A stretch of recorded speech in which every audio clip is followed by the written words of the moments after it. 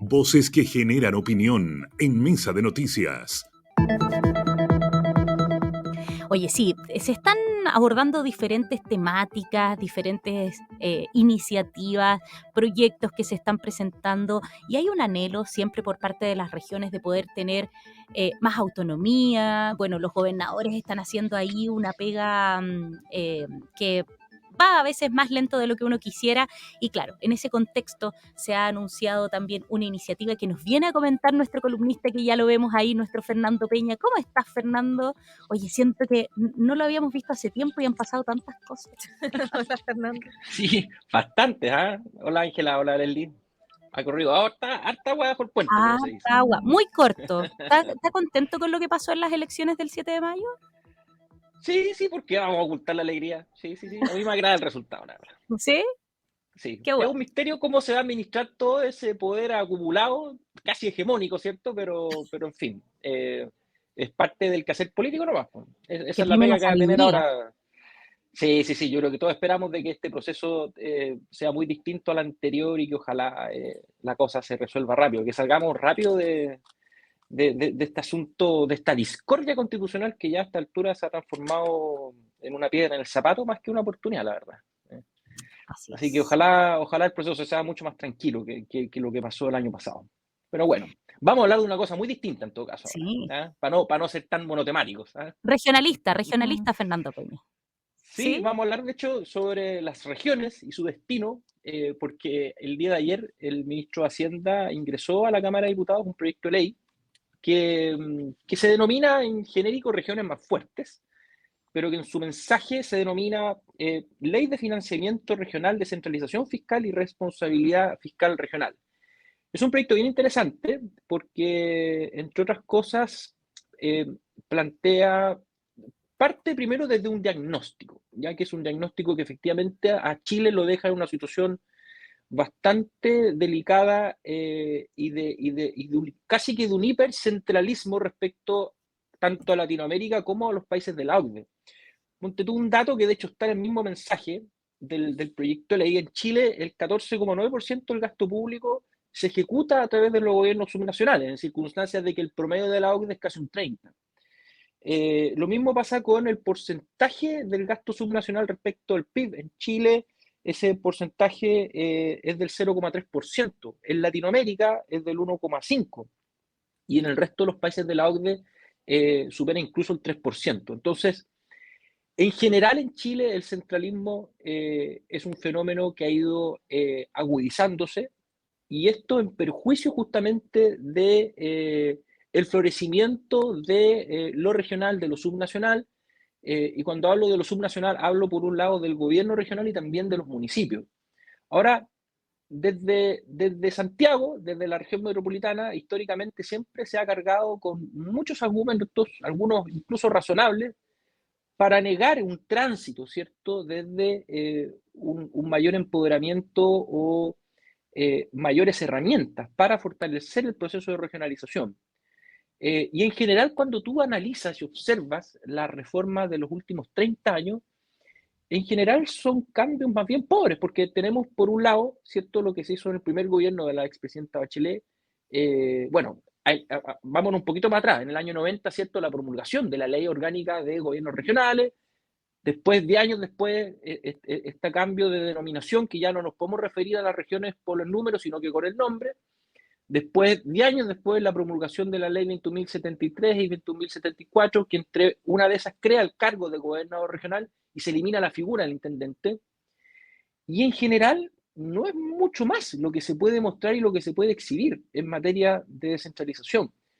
Y este proyecto de ley, la verdad es que viene a saldar una deuda y viene a generar expectativas de desarrollo regional que efectivamente eh, logren ajustarse a los estándares que hoy día se están exhibiendo y viendo en el bloque OCDE, pero también en Latinoamérica. Ahora, cuando uno analiza el escenario latinoamericano, claro, el miedo que asoma es, chuta, ¿será conveniente acercarnos a los niveles de descentralización o, por ejemplo, a la administración de los gobiernos federales que tiene, por ejemplo, Argentina? Es una de las dudas y una de las cosas que vamos a conversar, de hecho, en esta columna a propósito de los contenidos y de los ejes que plantea este proyecto de ley. ¿Vamos bien hasta ahí? No sé si hay alguna duda, algún comentario. No, estamos Ángela, atentísimos ahí. Leslie. Ya, Absolutamente de acuerdo con ahí lo que... para quienes nos escuchan, el proyecto de ley tiene un primer eje, que es básicamente relacionado a las fuentes de ingreso. Se modifica el polinomio de asignación del Fondo Nacional de Desarrollo Regional, del famoso FNDR, que por ejemplo acá en la región del Biobío asciende o oscila año a año en general en torno a los 100.000 millones de pesos. Alguien podrá pensar, alguien que nos escucha en este momento, oye, pero esa es mucha plata. Pero probablemente si yo le menciono que la reconstrucción de la torre de urgencia del Hospital Guillermo Gran Benavente después del terremoto costó su reparación solamente 50.000 millones de pesos, probablemente diga, chuta, quizás no es tanta plata, porque efectivamente las órdenes de magnitud de gastos públicos son altísimas. Y 100.000 millones de pesos, efectivamente, aun cuando es mucha plata para un mortal, para una institución como el gobierno regional, efectivamente no es un presupuesto tan grande.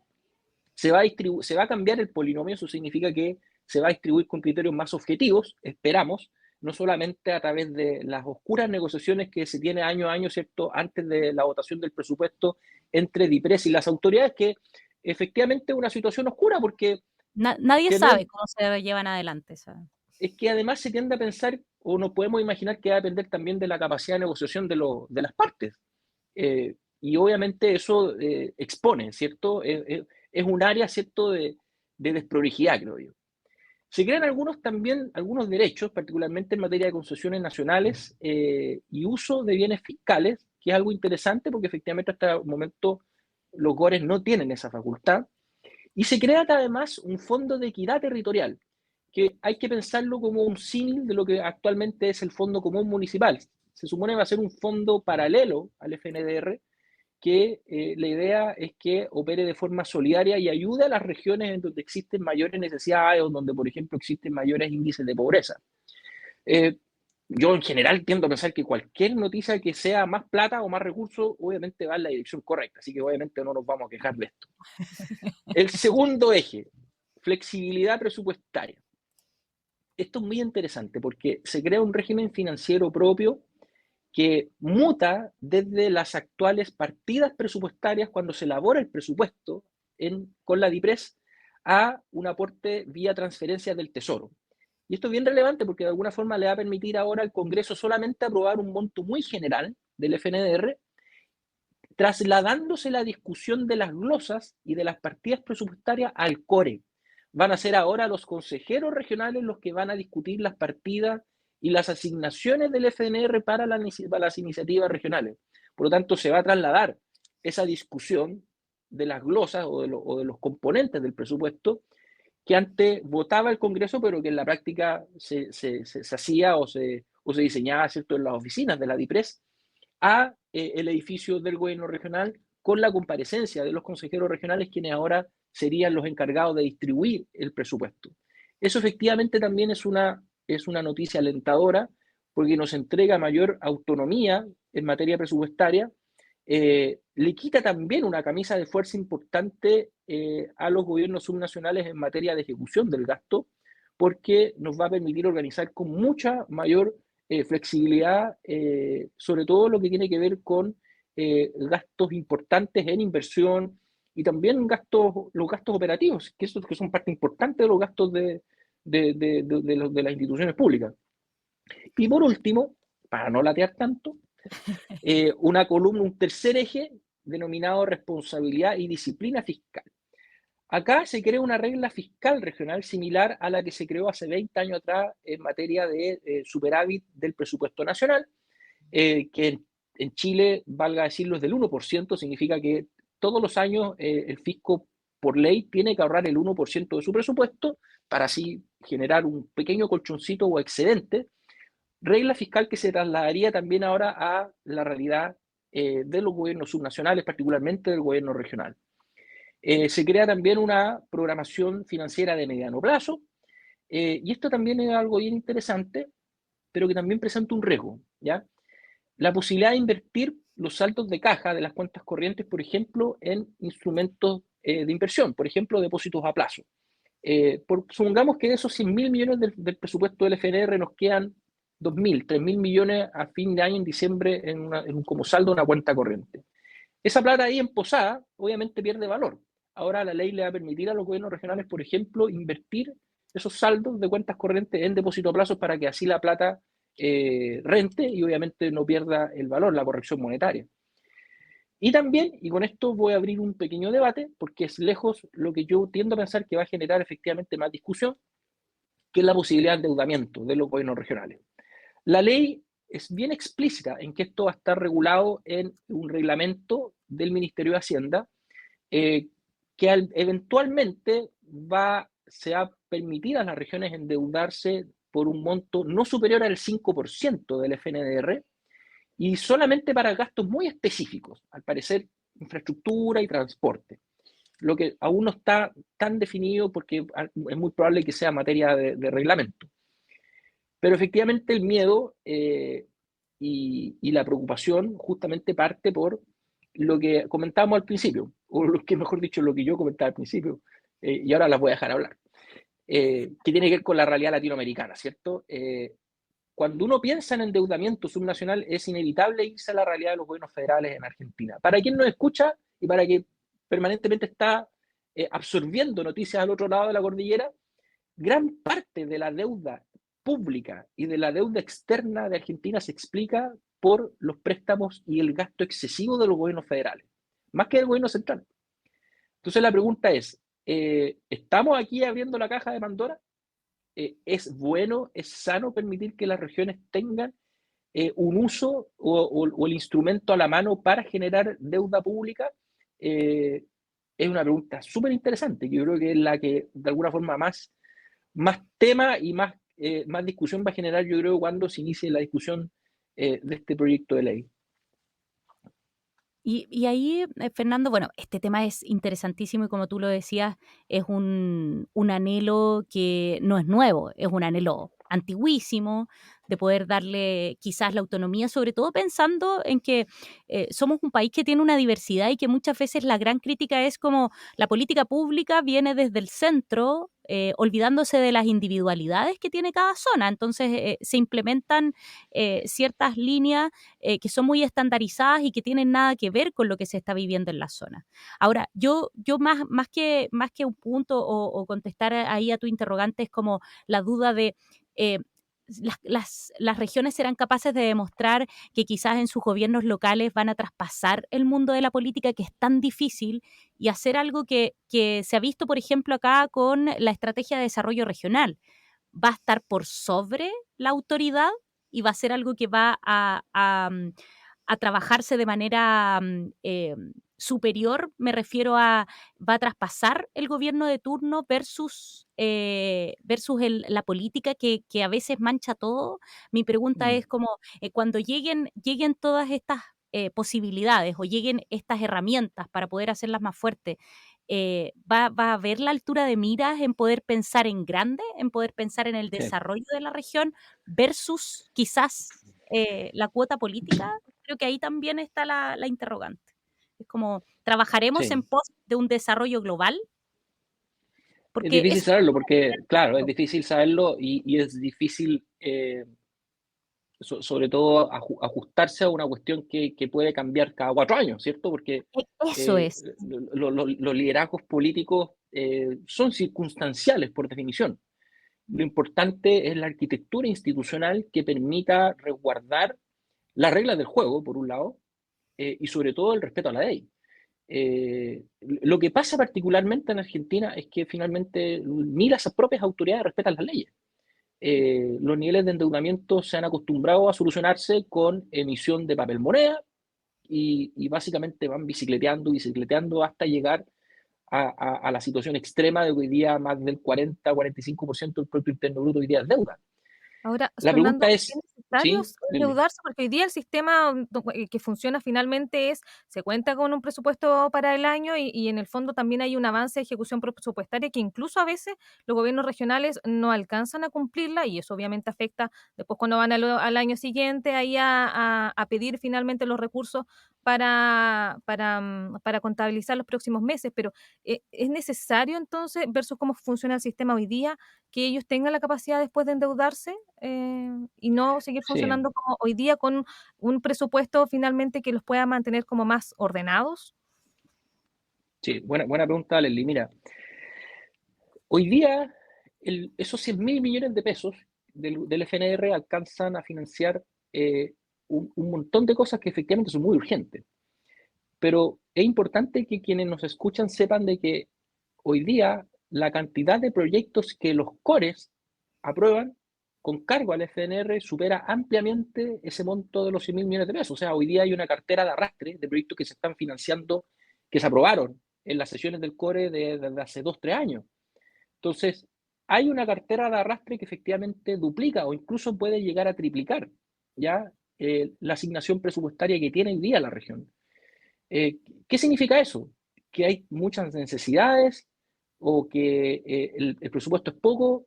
Sí y no, porque yo también me podría hacer la pregunta de qué tan pertinente es el gasto que se está aprobando hoy día en el core. ¿Cuál es la factibilidad técnica de esos proyectos? Eh, ¿Qué tan necesarios, qué tan urgentes? Y ahí viene también la siguiente pregunta. ¿Qué herramientas de control va a contemplar la ley para evitar duplicidad de gastos, para evitar tampoco que se aprueben proyectos sin un mínimo examen de admisibilidad, porque, ojo, tenemos que transformar los gobiernos regionales en motores de inversión, pero de obras y de proyectos que efectivamente sean pertinentes para el desarrollo regional. Y en eso yo me imagino que habrá prioridades. Entonces, cuando aprobamos todo, obviamente es difícil pensar que se esté priorizando, al parecer no se está haciendo ese ejercicio.